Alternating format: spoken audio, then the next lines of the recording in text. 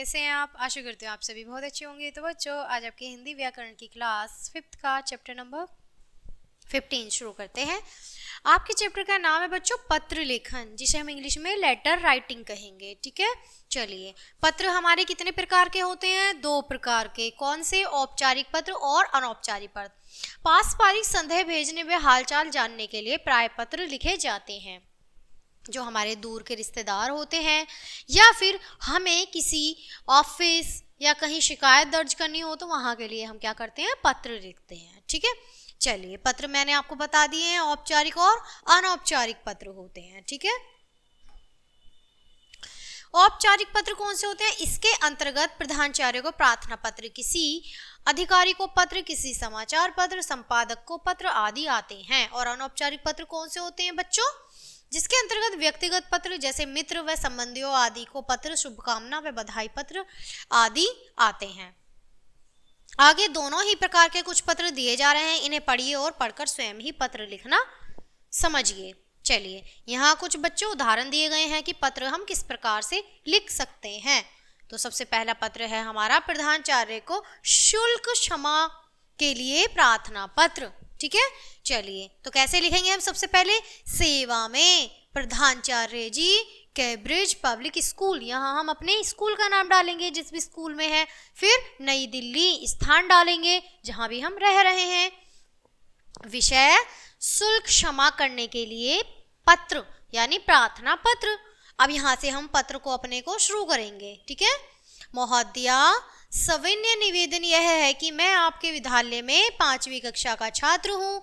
मेरे पिताजी gas stove की एक दुकान में मिस्त्री हैं। उन्हें 3500 यानी 3500 रुपये मासिक वेतन मिलता है। इसी वेतन में उन्हें पूरे परिवार का भोजन, 3 बच्चों की पढ़ाई की व्यवस्था और मकान का किराया चुकाना पड़ता है। मैं पढ़ाई में अब तक हमेशा अव्वल रहा हूँ। मैं अपने पिताजी की मदद के लिए कभी कभी दुकान पर भी चला जाता हूँ। मेरी 2 छोटी बहनें भी पढ़ती हैं, अतः कृपया मेरा मासिक विद्यालय शुल्क क्षमा करने की कृपया करें।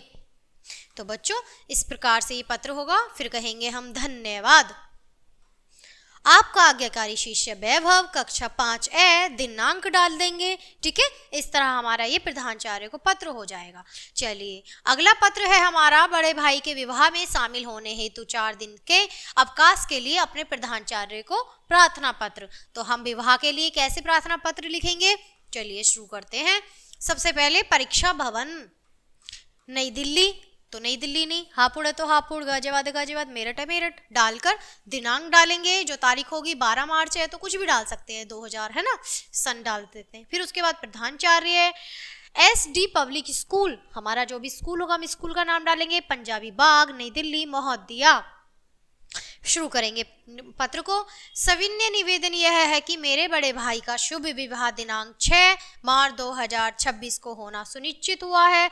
विवाह के दिनों में घर में मेरी मौजूदगी होना आवश्यक है, अतः मैं 14 मार्च 2026 से 17 मार्च 2026 तक विद्यालय में उपस्थित नहीं हो सकूंगा। मुझे पिताजी के साथ काम में हाथ बटाना होगा। आपसे विनती है कि मुझे इन 4 दिनों का अवकाश प्रदान करें। मैं आपका बहुत आभारी रहूंगा। धन्यवाद। आपका आज्ञाकारी शिष्य विकास, कक्षा 5A।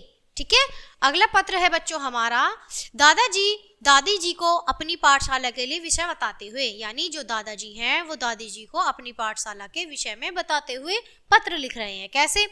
15 2nd floor, Saraswati enclave, Mathura, 15 अगस्त। ठीक है, 15 अगस्त 2000 वगैरह वगैरह जो भी सन होगा। आदरणीय दादाजी दादी जी, सादर चरण स्पर्श पैर छूकर आपको मैं नमस्कार करता हूँ।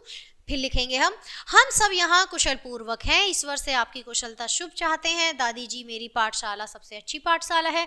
यहाँ बच्चे खूब मन लगाकर पढ़ाई करते हैं, खेलों में खूब भाग लेते हैं। हमारी पाठशाला में अनुशासन का बहुत खूब ध्यान रखा जाता है। सभी बच्चे साफ सुथरी वर्दी पहनकर आते हैं।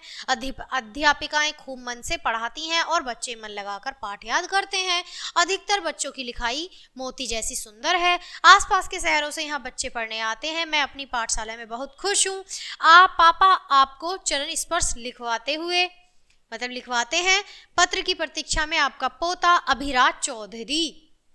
ठीक है, इस तरह से ये पत्र होगा। अगला पत्र है बच्चों हमारा अपने मित्र को जल्दी स्वस्थ होने की प्रेरणा देते हुए, यानी हम अपने मित्र को कैसे लिखेंगे पत्र उसके स्वास्थ्य के लिए। यहाँ पे लिखेंगे हम पहले 5/60 race course road, Amravati, Dehradun, 15 सितंबर। जो भी सन होगा वो डालेंगे, फिर डालेंगे प्रिय भास्कर, ठीक है, जो नाम होगा, फिर करेंगे उसे नमस्कार, फिर लिखेंगे मैं यहाँ स्वस्थ हूँ और तुम्हारे शीघ्र स्वस्थ होने की कामना करता हूँ। भास्कर, आशा है तुम समय से दवाई ले रहे होगे, ताजे फल भी खा रहे होगे। मित्र स्वस्थ से बढ़कर कोई मूल्यवान वस्तु इस संसार में नहीं है। माता पिताजी तुम्हें आशीर्वाद लिखवा रहे हैं, चाचा जी चाची जी को मेरा प्रणाम कहना। शुभकामनाओं सहित तुम्हारा मित्र आनंद कौशल।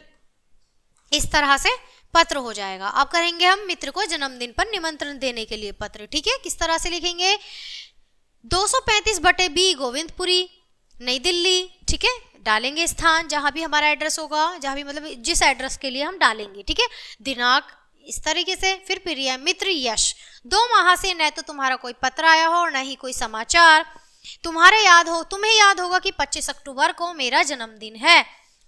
उसके बाद अब तक मेरे जन्मदिन पर हमेशा आते रहे हो, मतलब ऐसा हम अपने मित्र से कह रहे हैं कि अब तक तुम मेरे जन्मदिन पर हमेशा आते रहे हो। मुझे आशा है इस बार भी तुम इस अवसर पर जरूर उपस्थित होगे।